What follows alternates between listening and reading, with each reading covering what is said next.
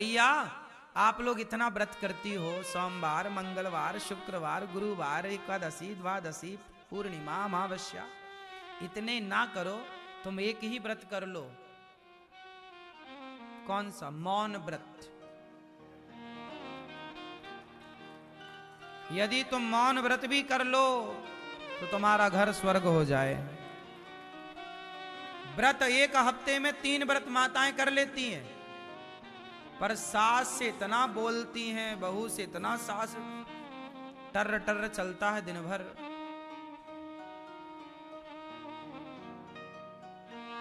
मौन व्रत रखो, जरूरत की बात बोलेंगे, काम की बात तो बोलेंगे, बाकी टाइम क्या करेंगे? अच्छा ये बताओ, सबसे ज्यादा पुरुष बोलता है कि स्त्रियां? हम नहीं पूछ रहे, हम बोल नहीं रहे, कुछ पूछ रहे हैं। सबसे ज्यादा कौन बोलता है? हाँ मैया, कौन बोलता है? पुरुष की स्त्रियां? हाँ, पुरुष थोड़ा चुप रहता भी है, ज्यादा नहीं, वो भी निंदा करता है, पर पुरुष में पुरुष लोग भी निंदा करते हैं, पर वो उनमें थोड़ा कम है। स्त्रियों में निंदा चुगली सबसे ज्यादा है। ये बात सही है कि गलत है?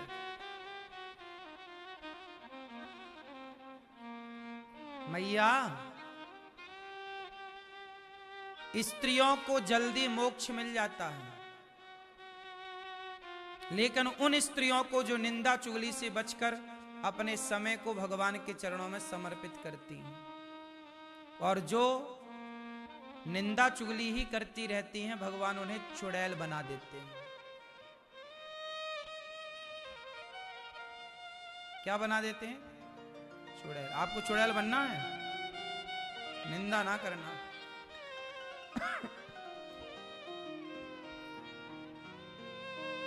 नारद जी कहते हैं, मैंने भगवान का चिंतन किया, मोक्ष का अधिकारी हो गया।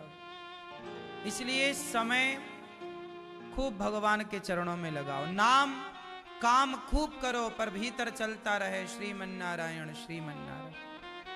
वेद व्यास जी ने महाभारत की शुरुआत की, महाभारत से भागवत जी की शुरुआत की। भागवत की शुरुआत कहां से हुई? महाभारत के युद्ध से। महाभारत क्या है? महाभारत किनका युद्ध हुआ? महाभारत में कौन लड़े? भाई भाई लड़े। महाभारत में कौन लड़ा? बोलो। चाचा ताऊ के तो हैं, पांडु के बेटा पांडव और धृतराष्ट्र के बेटा कौरव, और धृतराष्ट्र पांडु सगे भाई हैं, एक बाप की संतान है। तो युद्ध किन में हुआ? भाई भाई में। महाभारत किससे लड़ा गया? भाई भाई से लड़ा गया। बोलो हां कि ना? ये बताओ, ये भाई भाई का युद्ध क्यों हुआ? किसके कारण हुआ? बताओ, महाभारत का युद्ध किसके कारण हुआ? महाभारत के युद्ध का मूल कारण क्या था?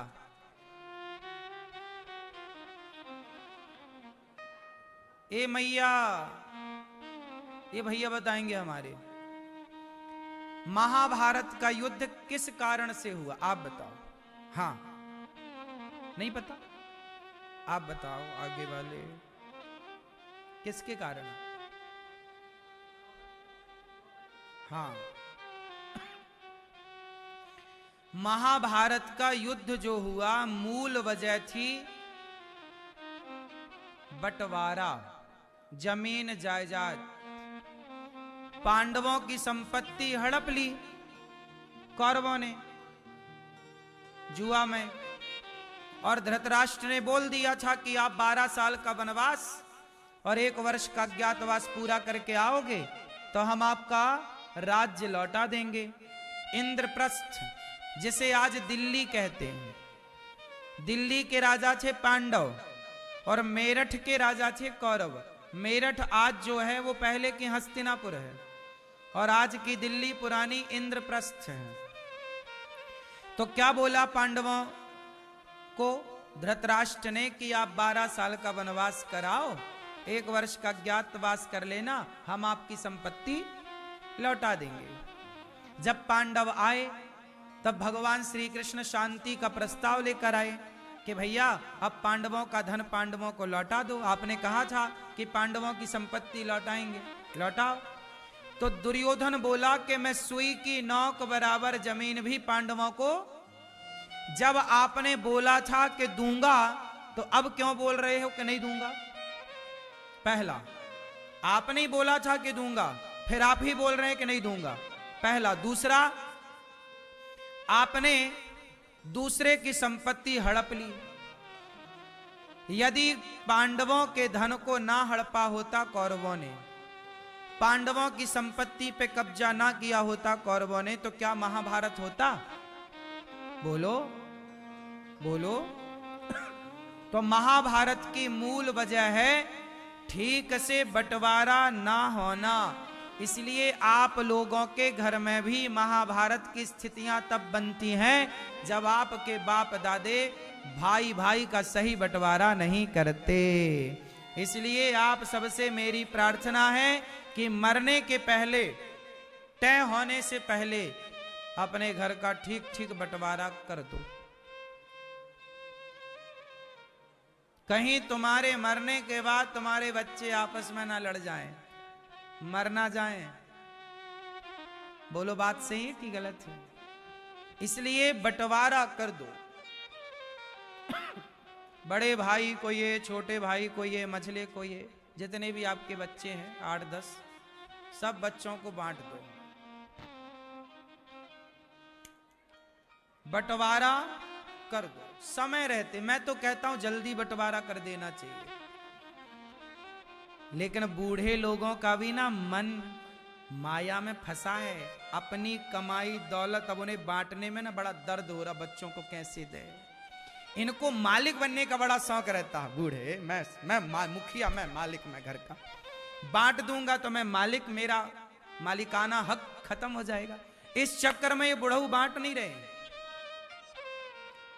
और तुम्हारा यही जरूरत से ज्यादा मोह तुम्हारे बच्चों के लड़ाई झगड़े में। आगे तुम तो मर जाओगे अभी, पर बच्चे सारी जिंदगी लड़ेंगे। अब ये जो मोह है ना, ये मालिकाना हक, मैं मालिक हूं, ये जो मालिकाना हक है ना, ये बूढ़ा आदमी सारी जिंदगी आदमी कमाता है ना, कमा कमा के वो घर का मुखिया बनता, मैं मालिक, फिर बाद में बांट देता तो उसके पास कुछ कम बचता, उसको लगता है यार क्या हो गया ये। लेकिन ये तो जरूरी है। यदि अपने परिवार का भला चाहते हो तो बांट दो समय से, भला नहीं चाहते तो बिल्कुल मत बांटना। फिर लड़के मरने दो परिवार को, उसका खून ये करे, इसका खून वो करे, खून की नदियां बहें। फिर परिवार में छोटा भाई बड़े भाई का मर्डर करे, बड़ा भी एक गोली मारे, छोटा भी मरे, दोनों मर जाओ। फिर तब तुम्हारी आत्मा को शांति होगी। सच्चाई से भागते क्यों हो?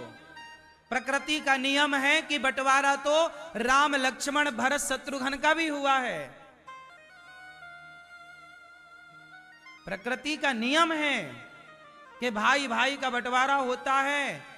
बिना लड़ाई झगड़े के बंटवारा कर दोगे तो प्रेम मोहब्बत सदा परिवार में बनी रहेगी। और लड़ झगड़ के अलग होगे ना तो परिवार में, रिश्तों में खटास आ जाती है। और एक दोहा बोलता हूं आपके लिए, रही मन धागा प्रेम का, मैया रही मन धागा प्रेम का, मत तोड़ो चटिकाए, क्योंकि टूटे से फिर ना जुड़े, और जुड़े तो गांठ। ये प्रेम का धागा तोड़ो मत, क्योंकि ये प्रेम का धागा यदि टूट गया तो फिर जुड़ेगा नहीं,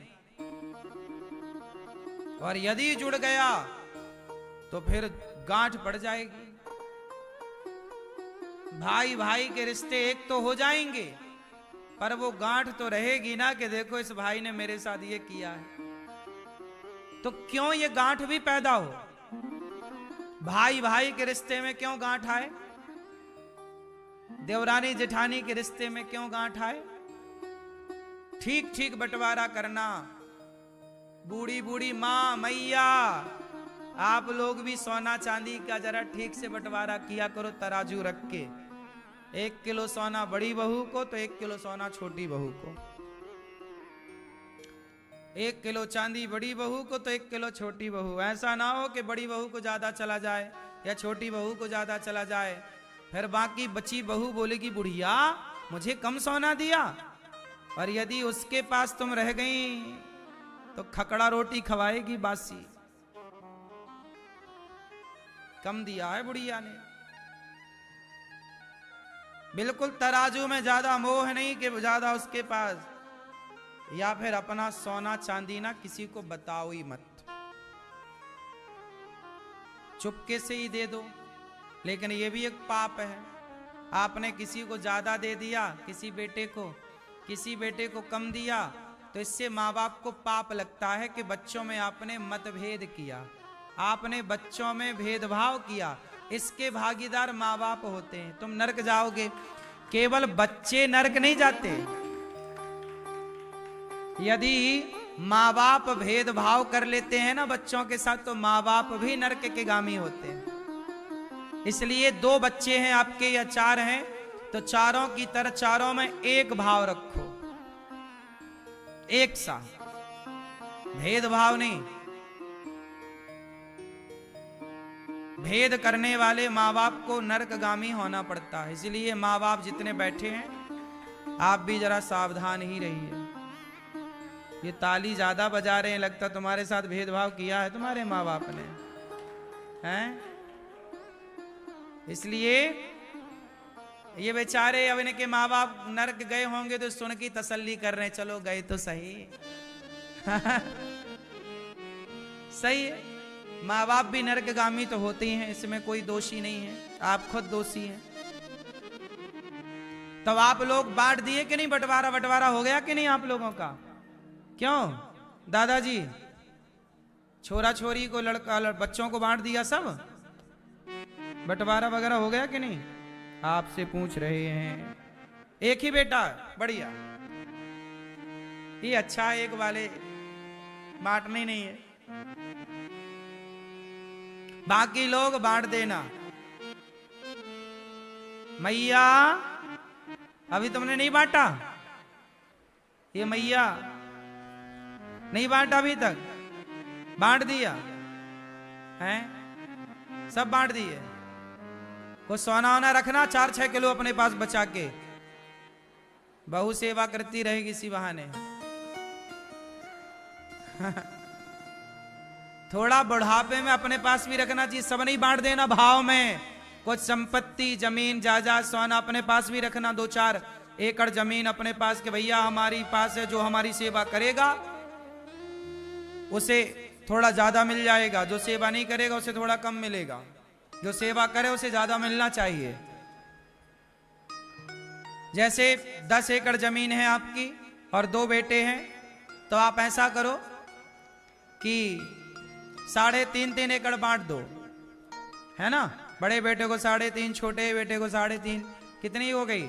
7 हो गई। 3 एकड़ अपने पास रखो बचा के बुढ़ापे में, ताकि बेटों के आगे हाथ ना पसारना पड़े। क्योंकि सब बांट दोगे, कल को कहना कहोगे भैया जरा हमें भागवत सुनना है, तो बेटा कहेगा पिताजी पैसे नहीं है, संपत्ति सब ले लेंगे, तुम्हें फूटी कौड़ी ना देगा बाद में कोई। तुम कहोगे हमें गौदान करना है, तुम कहोगे हमें अन्नदान करना है, तो बेटा बहुत कम बच्चे ऐसे हैं जो माँ बाप के हाथ से दान पुण्य कराते हैं, वरना बच्चे चाहते हैं कि माँ बाप कुछ खर्च ना करें, सब वही उड़ाए। इसलिए अपने हाथ से दान पुण्य कर लो, अपने लिए कुछ बचा के रखो, ताकि दान पुण्य आप जब करें तो बच्चों से मांग कर दान ना करना पड़े, आपके पास हो। बात सही है कि गलत है? और जो सेवा करे उसको ज्यादा, दोनों सेवा करें तो बची हुई 3 एकड़ फिर 1.5 एकड़ बांट देना आखिरी में, भाई तुम दोनों को लो। भाई सही है कि गलत है? इसलिए बंटवारा सही होगा तो महाभारत नहीं होगा, और यदि महाभारत हुआ तो बंटवारा सही नहीं था। उसका एक पूरा उदाहरण महाभारत का युद्ध। अब देखो, महाभारत का युद्ध पूरा हुआ, पांडवों की विजय हुई, दुर्योधन की जांघ तोड़ दी भीम भैया ने, मार दिया जांघों पर गदा, दुर्योधन मर गया। मरने के पहले अश्वत्थामा आया, कहा मित्र क्या बताओ क्या करूं? बोले पांडवों को मार दो। द्रौपदी के 5 बच्चों को सोता हुआ अश्वत्थामा ने मार दिया। जब द्रौपदी के 5 बच्चे मारे गए तो अश्वत्थामा 5 का सिर काटकर अश्वत्थामा दुर्योधन के पास लाया। दुर्योधन ने कहा ये पांडव नहीं, पांडव पुत्र हैं। उसी क्षण दुर्योधन की मृत्यु हो गई। पहले सुख हुआ कि पांडव मर गए, बाद में दुख हुआ कि ये पांडव नहीं पांडव पुत्र हैं। इसी सुख दुख की संधि में मृत्यु हो गई। अश्वत्थामा भागा, भगवान कृष्ण को सारथी बनाया अर्जुन ने। अर्जुन जब अश्वत्थामा के पास पकड़ने पहुंचे तो अश्वत्थामा ने ब्रह्मास्त्र चलाया। तब अर्जुन भगवान की शरण में आए और कहा कृष्ण कृष्ण महाबाहो भक्तानाम भयंकरा त्वमेको दह्यमानाना मपवर्गोऽसि संस्रते। अर्जुन चरणों में गिर पड़े, प्रभु रक्षा करो। तब भगवान ने कहा आप भी ब्रह्मास्त्र चलाओ। अश्वत्थामा ने ब्रह्मास्त्र चलाया, भगवान ने भी अर्जुन ने भी, दोनों को भगवान ने शांत किया। अश्वत्थामा को पकड़कर द्रौपदी के समक्ष खड़ा किया। द्रौपदी तुम्हारे बेटे का हत्यारा तुम्हारे सामने है, जो दंड देना चाहो दे दो। देखो द्रौपदी के बेटों को मारने वाला अश्वत्थामा सामने है, और द्रौपदी कहती हैं कि इसे छोड़ दो, मारने से कोई फायदा नहीं। क्यों छोड़ दो? क्योंकि ये गुरुपुत्र है। द्रौपदी के अंदर तब भी दया है जब उनके बच्चों को मार दिया अश्वत्थामा ने। हत्यारे पर भी दया कर रही हैं। यही दया है, यही धर्म है। दया धर्म का मूल है, पाप मूल अभिमान। तुलसी दया ना छोड़िए जब तक घट में प्राण। दया कभी नहीं छोड़नी चाहिए। दया दया कभी नहीं छोड़नी चाहिए। दया ही धर्म है। द्रौपदी के 5 बेटों को मारने वाला अश्वत्थामा जब आया तो द्रौपदी ने उस पर भी दया की, छोड़ दो। अर्जुन से पूछा, भीम से पूछा क्या करें, भगवान से पूछा, सबने आप बताओ जनार्दन क्या करें। तब गोविंद ने कहा कि ब्रह्म बंधुर्न हंतव्य आतताई वधारण मयैवो भयमामनातम परिपाहि अनुशासनम। ब्राह्मण को कभी मारना नहीं चाहिए, आताताई को कभी छोड़ना नहीं चाहिए। क्या करें? बोले इसका सिर की मणि निकाल कर इसका अपमान कर दो, यही इसकी मृत्यु है। अपमान भी मृत्यु होती है, पता है आपको? किसी को आपने जलील कर दिया, अपमानित कर दिया, मतलब आपने उसे मार दिया। इसलिए कहता हूं किसी का अपमान ना किया करो, क्योंकि अपमान भी मृत्यु की तरह पाप देने वाला है, वो भी एक दंड है। हम क्यों किसी का अपमान करें? कोशिश करो कि हम सबका सम्मान करें। हम क्यों किसी का अपमान करें? क्यों? आजकल लोग जरा सी बात में लोग अपमान कर देते हैं। जरा किसी का धक्का लग गया, जरा किसी का कुछ हो गया तो लोग अपमान कर देते हैं। जेठानी बहू का, जेठानी देवरानी का अपमान करती है, देवरानी जेठानी का अपमान कर देती है। बहू सास का अपमान करती है, सास बहू का अपमान करती है। पत्नी पति का अपमान कर देती है, पति पत्नी का अपमान कर देता है। इससे कोई फायदा नहीं है। आप हमारा अपमान करिए, पर हम आपका अपमान क्यों करें? जरूरी नहीं है मेरी माँ कि सामने वाले का जो बिहेव है, व्यवहार है, हमारा भी वही हो। बताओ, आपका जो व्यवहार है वो व्यवहार आपका ऐसा क्यों है? क्योंकि आपकी परवरिश ऐसी हुई, आपके संस्कार ऐसे हैं। मेरा व्यवहार मेरे संस्कारों का परिचय दे रहा है, आपका व्यवहार आपके संस्कारों का परिचय दे रहा है। आपने मेरा अपमान कर दिया तो वो आपके संस्कारों का परिचय था। अब मैंने जो आपको कहा वो मेरे संस्कारों का परिचय था। जरूरी नहीं है कि आप मुझे गाली दो तो मैं भी आपको गाली दूं। बदला मैं क्यों लूं आपसे? इसलिए ये दास अनिरुद्ध आपसे यही निवेदन हाथ जोड़कर करेगा। देखो, हमें बहुत लोग गालियां देते हैं, हमें बहुत लोग बुरा कहते हैं, पर आज तक हमने किसी बुरा कहने वाले को बुरा नहीं कहा, ना तो उसके बारे में कोई गलत भावना रखी। जो हमें गालियां देते हैं, जो हमारा बुरा सोचते हैं, कभी वो हमें मिल जाते हैं तो हम बड़े सम्मान के साथ उन्हें प्रणाम करते हैं। भाई, आपने जो किया वो आपके संस्कार है, आपकी तरह मैं क्यों व्यवहार करूं? और दुनिया देखे ना देखे, ये सब कुछ भगवान तो देख ही रहे हैं ना।